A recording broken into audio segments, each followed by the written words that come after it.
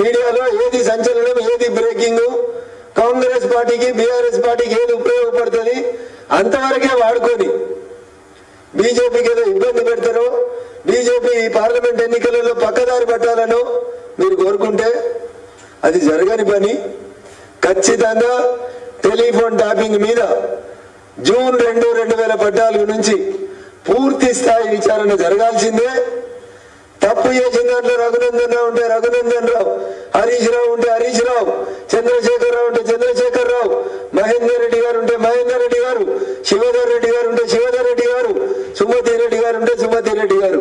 whoever is involved in this crime, they must be prosecuted and arrested in the larger interest of justice and equity. I don't have any modified intention. Free and fair investigation జరగాలని నేను media మిత్రుల ద్వారా రాష్ట్ర ముఖ్యమంత్రికి, రాష్ట్ర DGP గారికి సవినయంగా appeal చేస్తా ఉన్నా.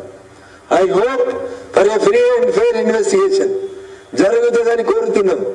జరగకపోతే డీజీపీ గారిని కలిసి వచ్చి దాదాపు 5 రోజులు అయింది.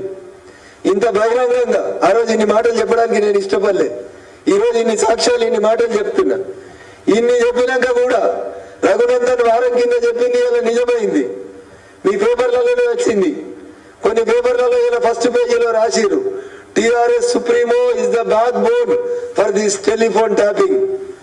Then why the TRS supremo's name is not being quoted as A1? This is my question. It has to be answered by DGP of Police Telangana and as well as the Chief Minister of Telangana. Thank you.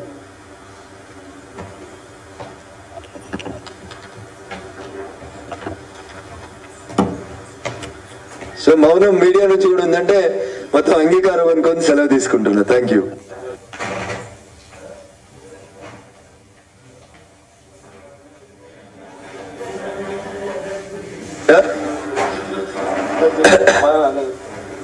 So Sridharan ఒక ప్రశ్న అడిగితే అందరికి సమాధానం వచ్చింది.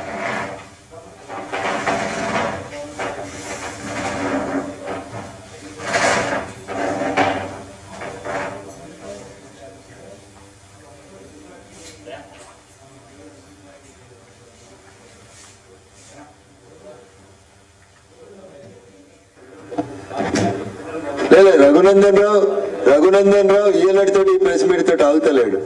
రఘునందన్ రావు ప్రతి సందర్భంగా డేట్లు, టైంలు, ఆధారాలతోటి పాత డీజీపీల కాడి నుంచి కొత్త డీజీపీలాగా దరఖాస్తు ఇస్తున్నాడు.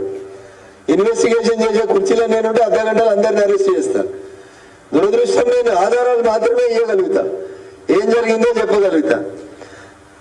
నేను చెప్పాలో చెప్పకూడదు, అనాలో అనకూడదో నాకు తెలియదు. కుక్క పని కుక్కనే చేయాలి, గాడిద పని గాడిదనే చేయాలని కోరుకుంటాం. ఈ రాష్ట్రంలో జరిగినటువంటి కేసు, ఈ రాష్ట్రంలో ఉన్న ఒక శాసనసభ్యునిగా, మాజీ శాసనసభ్యునిగా, నేను శాసనసభ్యుని ఉన్నప్పుడు నా ఫోన్ ట్యాప్ అయిందని నేను వినలేదు. ఇవాళ ఎవరిదో ఫోన్ ట్యాప్ అయిందన్నారు, కేసు చేసిరు. ఇన్వెస్టిగేషన్ చేయండి అంటున్నాం, అది సరిగా చేయండి అంటున్నాం. ఇంకో వారమో 10 రోజుల్లో చూస్తాం. కోర్టుకు పోతే కోర్టు ఏమడుగుతుంది అంటే, నువ్వు డీజీపీకి కంప్లైంట్ ఇచ్చినవా అని అడుగుతుంది. అందుకని డీజీపీ కంప్లైంట్ ఇచ్చి అలా ఎకనాలజ్మెంట్ కూడా తీసుకున్నా. మహేష్ అన్న రిసీవ్డ్ అని స్టాంప్ సంతకం కూడా తీసుకున్నా. ఒక వారం రోజులైనా టైం ఇవ్వద్దా అంటది కోర్టు మళ్ళా. అందుకని 10 రోజులు ఆగుతున్నా. ఇలా సాయంత్రం రేపు పొద్దున్న ఈడీ దగ్గరికి పోతా, ఇంకొన్ని ఆధారాలు దొరికినాయి, ఈడీకి ఇచ్చొస్తా. ఇలా దొరికింది కదా రాజపుష్ప, రేపు రాజపుష్ప పేరు కూడా రాయాలా వద్దా? రఘునందన్ రావు చెప్తే వెంకటరామరెడ్డి పోటీ చేస్తుండు కాబట్టి వెంకటరామరెడ్డి మీద బురద తగ్గుతుండే అంటాడు మా మహేష్ అన్ననే. కానీ ఇలా రఘునందన్ చెప్పలే కదా. అరెస్ట్ అయిన ముద్దాయి రాధాకిషన్ రావు గారు చెప్పిన కన్ఫెషన్ స్టేట్మెంట్ లో వచ్చింది. రేపు కూడా రాజపుష్ప వచ్చి మళ్ళా మెదక్ జిల్లా అంతా పైసలు వర్దామనే వస్తున్నారు. I'm straightly alleging against the Venkatarama Reddy, Harish Rao, Chandrashekar Rao. ఇక నవీన్ రావు, కేటీఆర్ వాళ్ళంతా రాజకీయ రాజాలు కాబట్టి వాళ్ళు వేరే దానికి వాడుకోరు ఈ ట్యాపింగ్ ని. అది మళ్ళీ సమయం సందర్భం వచ్చినప్పుడు ఆ ట్యాపింగ్ గురించి మాట్లాడదాం. ఇప్పుడు రాజకీయాల గురించే మాట్లాడుకుందాం.